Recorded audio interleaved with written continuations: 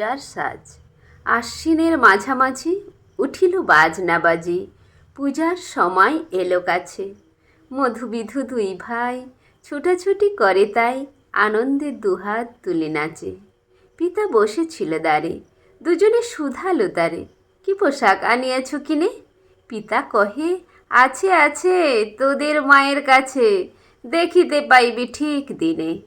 সবুর সহে না আর, জননীরে বারবার কহে, মা গো ধরি তোর পায়ে, বাবা আমাদের তরে কি কিনে এনেছে ঘরে, একবার দে না মা দেখায়ে।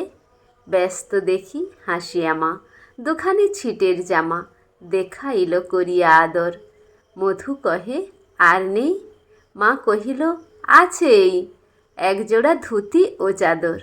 রাগিয়া আগুন ছেলে কাপড় ধুলায় ফেলে কাঁদিয়া কহিল, চাহি না মা, রায়বাবুদের গুপি পেয়েছে জরির টুপি, ফুল কাটা সাটিনের জামা। মা কহিল, মধু ছি ছি, কেন কাঁদো মিছামিছি? গরিব যে তোমাদের বাপ, এবার হয়নি ধান, কত গেছে লোকসান, পেয়েছেন কত দুঃখ তাপ।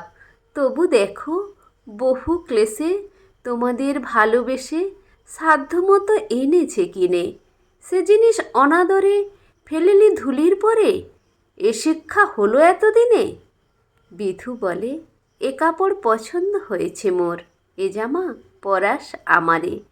মধু শুনে আরও রেগে ঘর ছেড়ে দ্রুত বেগে গেল রায়বাবুদের দ্বারে। সেথা মেলা লোক জড়ো, রায়বাবু ব্যস্ত বড়, দালান সাজাতে গেছে রাত। মধু যবে এক কোণে দাঁড়াইল ম্লান মনে, চোখে তার পড়িল হঠাৎ। কাছে ডাকি স্নেহ ভরে, কহেন করুণ স্বরে, তারে দুবাহুতে বাঁধিয়া, কিরে মধু হয়েছে কি, তোরে যে শুকনো দেখি। শুনে মধু উঠিল কাঁদিয়া, কহিল, আমার তরে বাবা আনিয়াছে ঘরে শুধু এক ছিটের কাপড়।